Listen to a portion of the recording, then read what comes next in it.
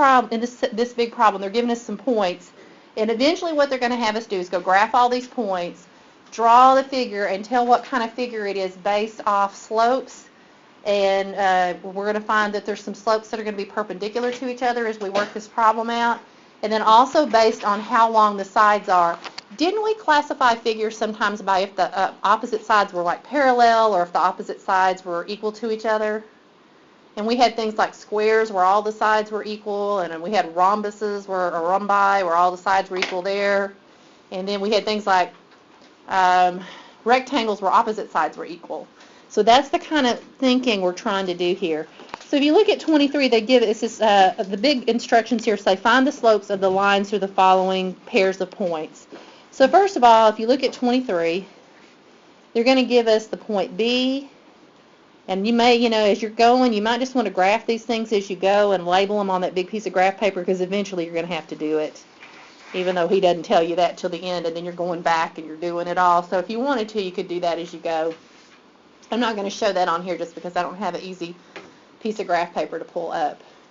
Now, if I want to know the slope of that, remember the slope formula, if I label these points, x1, y1, that's my first point, so that's the x of the first point, the y of the first point.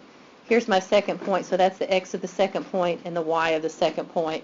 My slope formula is y2 minus y1 over x2 minus x1. Okay, so in 23 through 27, he's giving you, in each one of those problems, you're having to do the slope formula. So we're just going to do, a couple of these together. Well, what's y? If you think about it, you're subtracting on the top and you're subtracting on the bottom. Sometimes it helps to put that in there just in case you get negative numbers, just so you kind of already got that in there. So we're supposed to put y2 here. What's y2? It is 7, right? And then y1. What's y1? It is this 4. So on the top I have 7 minus 4 is 3. Okay. And then on the bottom of my slope I subtract my x's. That's kind of backwards. The points always give the x first and the y second, but the slope you subtract the y's on top. That's the rise part. And you subtract the x's on bottom. And most of the time if you mess this up, it's because people accidentally put the x's on top because they think that's what they're supposed to do. But remember, the formula says put the y's on top. Okay, so for x2, I'm supposed to put that here. I'll circle that in blue. Here it is, 10. And then you're subtracting x1, which is minus 1. And 10 minus minus 1 is the same thing as 10 plus 1, and that would be 11. So my answer for 23 is I have this slope, 3 over 11. Now the thing about it is you're going to calculate 4 more slopes, and you need to be on the lookout because some of them might be the same slope. If you end up with 2 lines that have the same slope, what do we know about those? They are parallel, okay? And if we have 2 lines that have opposite reciprocal slopes, let's say I found out that I have 3 over 11 here, and somewhere else I calculate one and it's negative 11 over 3, what do I know about those 2 slopes? They're perpendicular, okay? So these are kind of the things we're on the lookout for. It may not be that we're going to have a perpendicular one to 3 over 11, but we just kind of know to be on the lookout for things that might fit this pattern. Okay, so let's look 24. We'll do one more of these together. 24, they give us the point C, which they've already told us was 10, 7, because this is one big figure we're drawing. And now we get D, which is 3, negative 2. Okay, so I got to do the slope formula again. And again, I can relabel if I want to. I could say maybe this time this is my x1, y1, and this is x2, y2. And I need my formula for my slope. And remember, we subtract the y's on top, and we subtract the x's on bottom. This is something we did back in Algebra 1, maybe medium to early part of the year last year. Okay, so I always put my subtraction signs in just so I don't forget them. My y2 value here is negative 2, and then I'm supposed to put in, let me circle that with a different color. I'm supposed to put in y1, and it's over here, it's 7. What's negative 2 minus 7? Negative 9, right? I don't want to let the video roll too long here, waiting. And then x2, I'm supposed to subtract x2 minus x1. Well, x2 over here is 3, and then x1, do purple on it. Here's my x1 value, 10. What's 3 minus 10?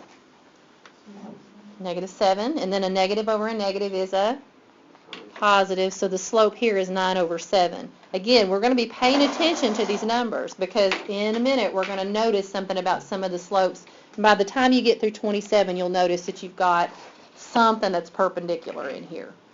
And until you draw it on the figure, you're not quite sure what it is. So that's why you want to graph these points as you go and label them B, C. There's a A, B, C, and a D here. Okay, so we've got the point B is negative 1, 4, and C is 10, 7. And I know that I'm going to need my distance formula here because they say find the distances between the following pairs of points. Now the reason they're having me find the distance is we're going to draw a figure and we want to know how long the sides of the figure are. So we're going to be calculating that so that once we get it on our paper, we're already going to know how long it is, how long each side is. That's what they're having you do is calculate the length of each side. We already know that right above here they did AB and they found out that AB was the square root of 130. Let's kind of see what happens when we do BC here. Now the distance formula, if you didn't copy it down, here it is. It's you subtract your x's and you square them. So it's x2 minus x1 squared.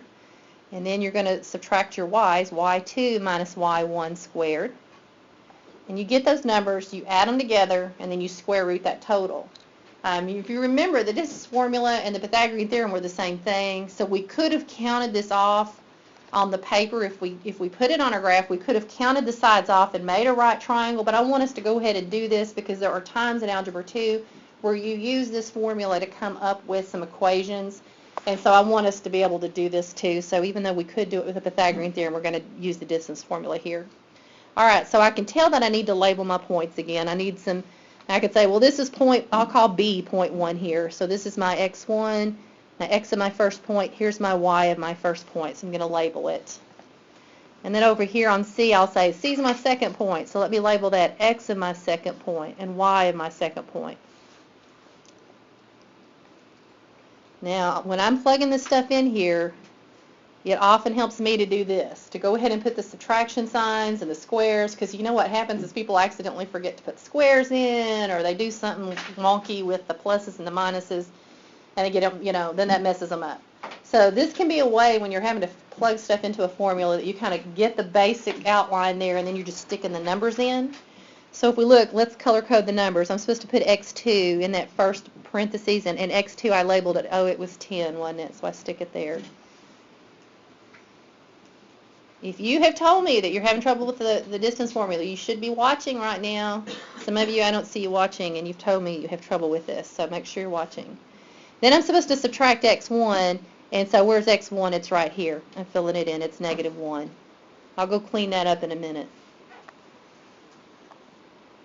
Okay, I see that I got to plug in y2 and y1 over in that second parenthesis. So y2 right here, what is it? It is, over here I labeled it 7. So I'm plugging it in.